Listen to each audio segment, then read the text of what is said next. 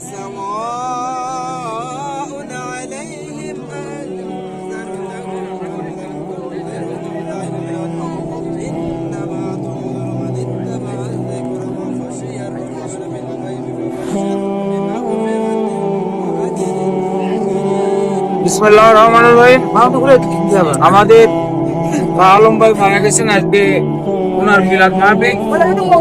এই মিলাদে জানারা ঠিক হয়েছে, সবাই দোয়া করবো। আমরা একসঙ্গে ছিলাম দীর্ঘদিন, রাজনীতির সাথে জড়িত।